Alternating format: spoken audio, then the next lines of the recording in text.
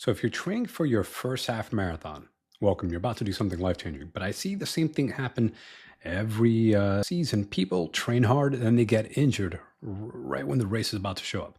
I'm Dr. Peralta, physical therapist, run coach, and I help runners, especially in their 40s and beyond, stay healthy, stay injury-free, and keep running for decades. So most runners don't fail their first half marathon because they're out of shape. They fail because their ankles, calves, and tendons weren't strong enough or ready for the mileage. And today I'm going to show you the simplest half marathon plan that actually works without wrecking your body and then having to miss out on your race because you got hurt. So what you learn, the simple weekly plan that I recommend, how long runs should progress, strength training that makes running easier, and how to fuel for race day, and my race week checklist. So before you even start a half marathon plan, if you can't comfortably run about 6 miles, or it's about an hour, don't jump into a half marathon plan yet, right? Spend 4 to 6 weeks really building up your base.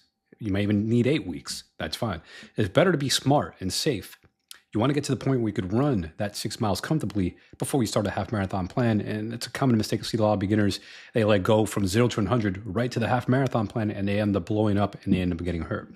So make sure you have that solid base so you could run at least 6 miles comfortably, or at least run walk it. And so if you do that and run walk is fine without any flare up of like an old injury or pain, cool, you got the green light to continue with the half marathon plan. It's not that you're behind, you're just being smart. And if you need more time, cool, take the extra time to build up your base.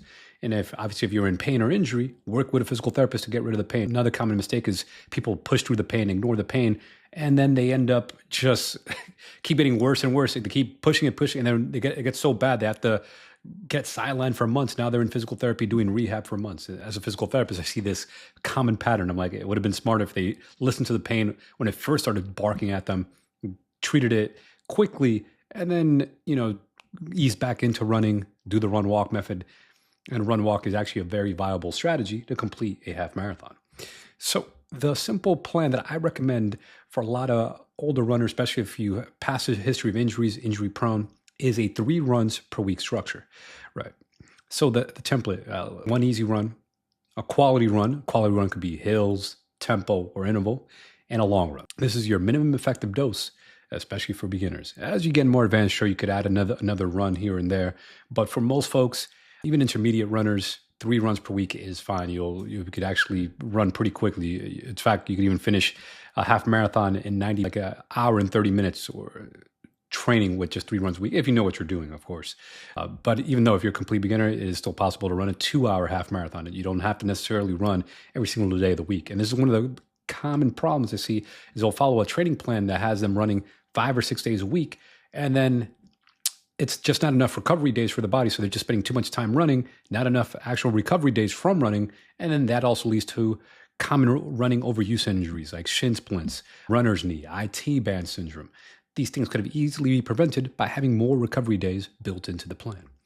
So for the easy run, what's that structure look like? It's going to vary, of course, depending where you're at in the training cycle, but it may start with just a 30-minute or even a 25-minute easy run. And then as the training cycle progresses, it might get a little longer. It may go to like 40 minutes, 45 minutes, may even be an hour, right? It depends on the training plan that you're exactly following, but in general, it's like 30 to 45 minutes. And again, run walk is comfortable. It's totally fine to do. You could do the run walk method, and it should be conversational. So when you're running an easy run, you should be able to hold a conversation with a friend, or just if you want to have a conversation with yourself, so you could test yourself that it's a conversational pace. Essentially, it's an easy effort run, right? You shouldn't be like wrecked after doing an easy run. It's like I said, have here, talking in full sentences. You should usually feel better after a run than before. The second type of run is a quality run. This is to improve your threshold, efficiency without overdoing it, right? Beginners do best with just 1 quality day per week. As you get more advanced or intermediate, you could do an additional, speed or interval run. So you may swap out the easy run for an interval run, but complete beginners, I like having an easy run and then just having 1 quality workout. So that could be a tempo hill interval. And then some examples, right? Hill repeats, run uphill, and then walk down. And let me give a caveat with the hills. A lot of runners fall make a big mistake with hills. They'll run uphill and then run downhill. Then downhill running is actually one of the highest forces, especially with the eccentric overload, essentially more stress on the body. And this is where a lot of people develop runner's knee because they run down the hills, especially on a hill workout. And this used to happen to me when I was a beginner. I would go uphill, then I'd be super excited, then I'd run downhill and doing these hill workouts. And then my knees are wrecked for the next week or so, just because I just ran the downhill. Could have saved my knees so much pain, and just by walking downhill and just running the uphill, and also pacing yourself, like not spending yourself all out on the first uphill of let's say it's 10 uphill repeats. You pace yourself so you have an even pacing that you could finish the uphill workout, not being so wrecked either. So make sure if you're going downhill, just walk. Even on a race too, actually, if you're a beginner, just walk the downhill. There's just a little bit safe on your body. As you get more advanced, yes, you can run the downhill as you're more advanced, but for beginners, just walk the down. Another tempo run workout I like is like 3 by 8 minutes, comfortably hard pace, or repeat 400s or repeat 800s, like an interval track repeat if you have access to a track. But this can also be done on a road. You just measure distance. 400s a quarter mile, 800s a half mile. Do these if you tolerate them. If you're a complete beginner, just stick to the tempos, because sometimes people push, because essentially you're doing sprint repeats. So when you're doing sprint repeats, if you're a complete beginner and your body's not used to it, that can also lead to like an Achilles tendonitis, or even an Achilles tendon tear. You just pick off to go for a sprint, and your body's not used to it, and boom. So it's actually better for beginner. Work up to it, right? Don't go all out with those type of workouts either. And it should be comfortably hard when you're doing the tempo style, 30 minutes comfortably hard. And there's also variations like the fartlek, where you kind of faster run to like a light post or a tree or what have you, some kind of landmark. Then you slow down, then you speed up again, like to a mailbox or whatever. A fartlek run is another kind of a tempo or interval type of workout that you could do. And it's kind of funny. Sometimes people mix it up with different activities. Like you might even do calisthenics, fartlek run, stop, do some squats, run, do some push-ups, etc. As a former Marine myself, I used to do that style of workout, combining calisthenics with running. So this workout improves so in general, when you're doing tempo runs or speed workouts, it's going to improve your lactate threshold and improve your ability to run comfortably hard, and help you better prep for when you run the actual half marathon itself. And then the long run is like the bread and butter for distance running. Obviously, you need to do the long run, build up your aerobic capacity, aerobic endurance. So long run, you'd also don't want to make big jumps, right? Your long run, you shouldn't go from like 6 miles and then go to 12 miles, like that 100% increase. You want to gradually increase your long run, right? So you go from 6 to 7 to 8, and you get the idea here, right? It's like a 10%. You're slowly increasing the long run. You're not like making these big giant jumps.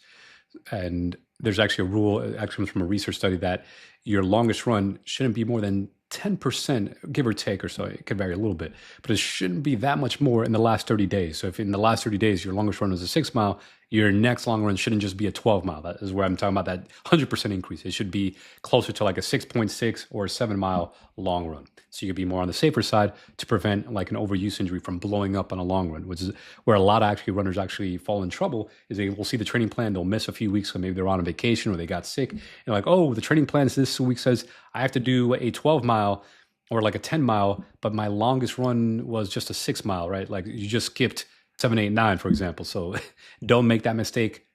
Have a gradual progression to your long run. And again, run walk is totally fine. It's like the cheat code. You could actually do run walk as part of your training and run walk to finish a half marathon. And then when it comes to pacing, you could pace yourself if you want for the long run. If you want to try to improve your performance, you could do the last third at your desired half marathon pace. So like, let's say you're really trying to push it a little bit, like, hey, I really want to run a 10-minute mile pace, or you want to run a 9-minute mile pace. You could do that for like the last third of the long run, but don't do it every single long run.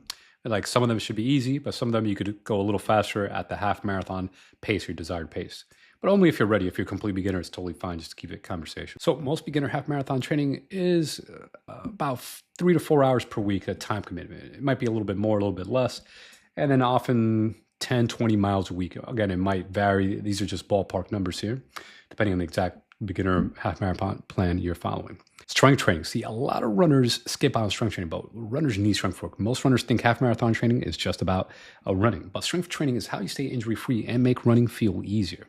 So the minimum effective dose is just 2 times per week, full body routine.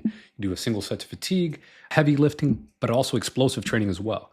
All right. So for heavy lifting, single sets of fatigue is fine for most runners, right? You don't have to do multiple sets. You don't have to do 4 sets. You don't have to do 6 sets, 8 sets, whatever. One set, 8 to 12 reps, or one set, 5 to 6 reps is fine too. Like you could vary the rep ranges, but essentially you want to train heavy, and then you also want to train explosively. So some of the lifts are heavy, and then some lifts that you do explosive. You may even do some like jump training essentially. So explosives, think of like jumps, jump squat, box jumps, drop jumps. There's different jump variations. If you're a complete beginner, don't even add a box. There's like jump in place. If you're a complete beginner, just do mini jumps as you build up your jump tolerance, because you also get hurt with jump training as well if you're not used to it.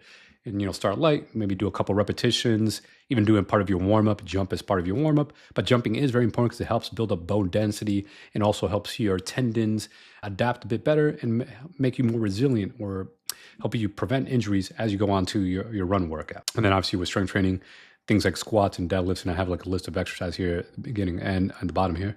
Priority for a lot of runners is working on the posterior chain, right? It's the glutes, the hamstring, the calves. Exercises like calf raise, deadlifts, Romanian deadlifts, hip thrust, split squats, hamstring curls, or the Nordic curl if appropriate, banded walks, monster walks. And then we'll talk about the weak link in a little bit here, but it's very important, especially if you had a past injury. You want to essentially, let's say you had a past knee or ankle injury, it might be prone to re-injury. That's one of the biggest predictors of injury. You want a past injury in that area. You want to make sure you're training that, because typically it's like a weak spot that you need to fortify. So when it comes to safe progression for a runner, especially as you get older, like 40 years old and above, it's not the training plan that gets people hurt, but the progression. We're making these sudden jumps. So I talked about the 10% rule already, right? Don't increase the miles too fast. And yeah, this is where I already talked about this in pretty good detail already. So I'm not going to spend too much time here, but and also the hill, talk about that mistake that a lot of runners make. So you could just kind of quickly see that. And then the deload. So essentially you'll ramp up for like 3 weeks, and then the 4th week you'll go down. That means you just do a little bit less that week just to give you a temporary break. Then you ramp up again. So you ramp up, week down, you deload, maybe you do a little bit less mileage, a little less duration on your runs. So maybe instead of doing like a 90-minute long run, you just do like a 75-minute long run or an hour long run that week, just to deload. And then you even shorten the tempo run and the easy run that week as well. You may even also decrease the strength training as well a little bit. So instead of going very heavy, you just do more light, lower weight, higher repetition work that week. And then the following week, you go back and you ramp up again. You go back to the heavy lifting, go back to the long runs, the speed workout, the tempo run, and the easy run at a longer duration. And you keep following this pattern for the duration of your half marathon plan. So when not to increase your long run, if the pain is building, if you feel crushed the entire day, or if you are sick for a week or two, don't just jump in like, oh, I missed a week or two and get nervous. It's better just to start, just like 10% around your last long run instead of thinking that you have to make a big jump, because that's where people get hurt. Again, is making these big jumps, right? And if you're recovering, it's okay to take. But if you feel that you do a long run and it's taking you a full week to recover after a long run, that's a red flag that long run weight may be too much on your body. Like if it used to be, some people do a long run, they can't even go out for the rest of the day and do chores or hang out with their friends or have a brunch because they're so exhausted from the long run. If that's you, either you were doing your long run way too hard, you're like racing your long run. So you make a note of that, decrease the speed, go a minute slower, 2 minutes slower, do the run walk method. If the mileage is too much, like maybe you were doing a 10-mile long run, you weren't used to it, maybe drop it down to like 8 miles, drop it down to 6 miles, then work your way up. But you shouldn't be knocked out from a long run. Like it shouldn't take you a full week to recover. That's like a big red flag. It's either what you're racing it, you were going way too hard, or you weren't properly fueled or hydrated, or electrolytes. We're going to talk about the fueling here. So when it comes to fueling, right, fueling is not just for race day. It's a skill.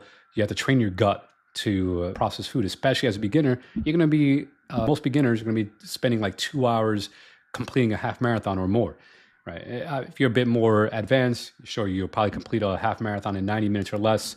If you're really good, you might even complete a half marathon in 75 minutes. And you could get by with what you ate before. You don't even have to like bring a gel if you're that fast.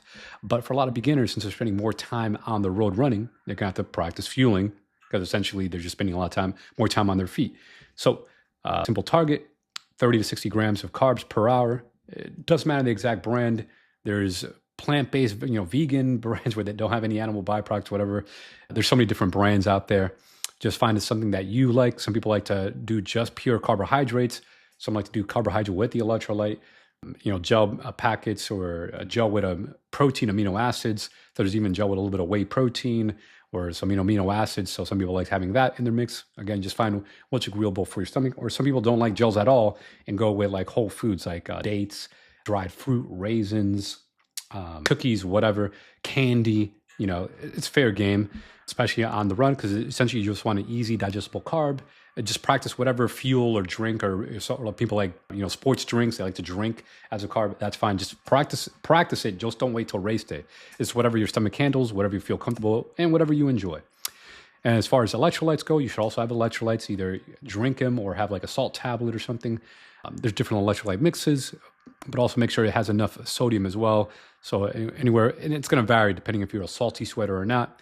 If you're not sure, you could look this up. But essentially, when you're a salty sweater, it's like it leaves like salt stains. You literally see like salt stains on your shirt or like around your neck because you're literally taking too much salt out of your body. That's like a little tell. Or they have like salt all over your face. It's like, wait, why do you look like you ran through a salt mine? That's because probably you're a salty sweater. But anyhow, if that's you, make sure you have more salt as part of your electrolyte, maybe a higher sodium range of electrolyte in your beverage, whether you add like sea salt or salt to your drink or buy electrolyte packet. Just make sure you also have electrolytes as well. Very important, especially if it's hot or humid. As far as fueling goes, breakfast, right? Option A, you can have a full meal 2 or 3 hours before, especially if you like to wake up really early. However, some people don't like to wake up really early, and let's say they like to run at like 8 a.m. or 7 a.m. And then maybe they could wake up at 6 a.m. There's only an hour before, so they'll probably just do a shake. In that case, if you're just going to have like an hour before your long run or your half marathon race, have like a quick shake, a protein shake or smoothie. You could do like bananas, dates, whatever you like. Just throw in a blender, mix it up, or you could buy one of these ready to drink shakes, drink it up. Just make sure it has some protein, some carbs, so something to fuel you. But obviously, if you have more time, you could have a normal or full breakfast. Also, you just grab a few fruit too. If you're like in a pinch, you don't want to make a shake, eat a banana, have a little bit of peanut butter on white toast or something. That works as well. There's so many different quick digestion carbs. If you're unsure, feel free to look this up or just shoot me a message or something. And then as far as pacing strategy, I talked about this already, but a more pacing strategy, start conservative, finish strong. So essentially negative split, big fan of, just doing a negative split. That means the first half of the half marathon, you go a bit slower than your desired pace. And then the second half of your half marathon, you pick it up, go at your half marathon pace or a little fast. And if you're run walking, if you can do the run walk method, take walk breaks early. Like do the run walk method at mile 1. Don't wait till you're tired. Start the run walk method. When you wait till you're tired, then you've compounded fatigue. It's already too late. You can still do it, of course, but it's much better if you can do run walk method to do it at the very beginning of the race. Don't just wait till like you get tired before you start the run walk method. It works better when you do it that way, when you pace yourself from the beginning. So race week checklist, right? So taper rules, right? You're going to reduce volume. It's good news, folks. When you're following a half marathon plan, the taper's already built in. If it's a good plan, if it's not built in, obviously look ahead at like, hey, make sure there's a proper taper. A taper should be at least 1 week prior to the half marathon. Some people like 2 weeks for a taper, depending on the coach who wrote it or whatnot. And if you're more experienced, obviously, your body and you'll keep a taper. I've also known some runners who like to have a 3-week taper for a race. These are more experienced runners, but it really depends. And some experienced runners, like just having 1 week taper, it's just going to vary. But as a general rule, it's about 1 or 2 weeks for a taper. What a taper is, it's just reducing the mileage, the volume, decreasing some of the intensity. You might still have one quality workout, but it's not going to be really long. It's going to be a lot shorter. So maybe if it was like an hour or 45 minutes, it cuts down to like 20 to 30 minutes. And then you're not doing that much strength training. The strength training is decreasing. So like 2 weeks out from the race, maybe you just have one strength workout. And then 1 week out, you decrease that strength workout in half. Maybe you do just some light strength workout. And then the actual week of the race itself, there's no strength training.